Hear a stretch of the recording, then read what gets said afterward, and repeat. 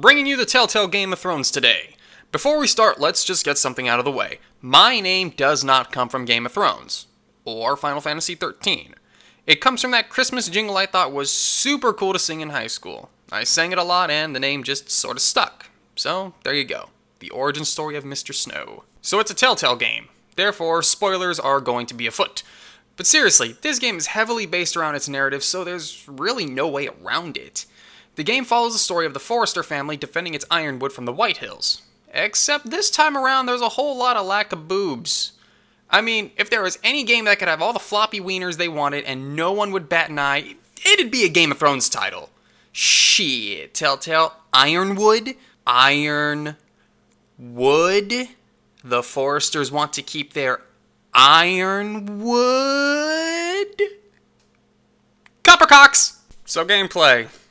You point here, you click there, make a dialogue decision, and every now and then they sprinkle in a QuickTime event. Now, correct me if I'm wrong here, but your decisions are supposed to matter in these games. Past experience with these titles has taught me otherwise, though. In the Walking Dead title, saving one character just meant they died a little further down the line. That trend continues here. In fact, I'd say I've been conditioned not to care.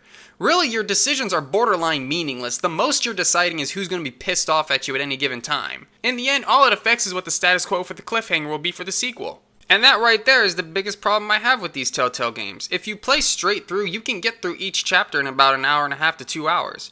Then you get to wait another 3 or so months for the next 2 hours. This could be so easily fixed by just releasing the entire damn game in one go. Or, if you don't want to do that, just release it like Resident Evil Revelations 2, where you drop one episode a week. Then your audience won't have to go to the Wikipedia page to remember what happened last time around. I'm reviewing this game based on that release schedule. It's how I played the game, and to me, it's how the developer wanted the game to be played. So the idea is play through the trials and tribulations of 4 different characters. If I was in the boardroom they were planning this game in, I would have told them to stop right there.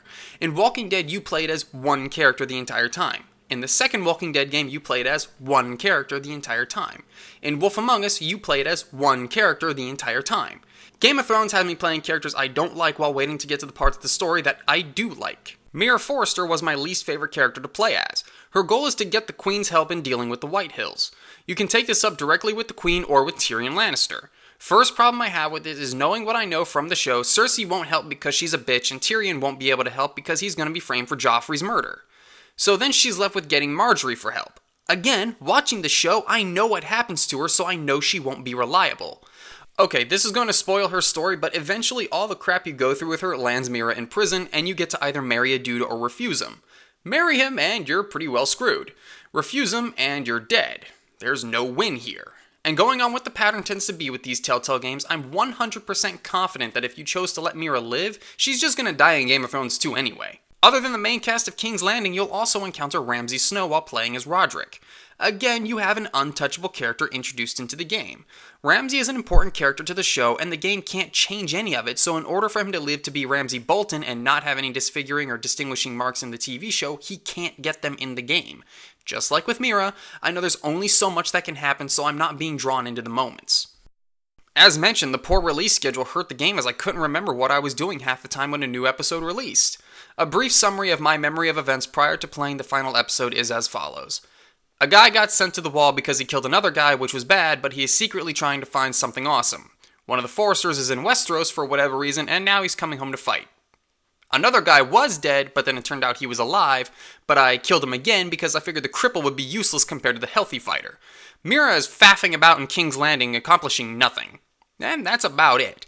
Compare this to spending an entire game with Lee in The Walking Dead, and we can see his story unravel and, I'm able to, in great detail, chronicle his struggles with scavengers at the motel, or how he is forced to decide between life and death at the farm, or how he becomes infected and has to carry on for the sake of Clementine. I know so much more about Lee than any of the Game of Thrones characters because I've been with Lee the entire time. So yeah, Game of Thrones. Everyone's screwed and it ends on a cliffhanger that won't be explored for probably another year or so. This is one of those games I have a hard time recommending, but I can admit it's solely out of my personal experience with the game. As far as point-and-click narrative games go, Telltale does a decent job, though this certainly is not one for their highlight reel. Like, if I played this game for the first time right now, going through each episode one after the other, I'd probably feel different about it. After all, that's how I played The Walking Dead first game, and I loved that. But then again, I played The Walking Dead 2 on its episodic release, and I still thoroughly enjoyed it. So, how about this? If you're a big fan of Game of Thrones, go for it. I think you might like it. If not, you can let it pass you by without missing anything.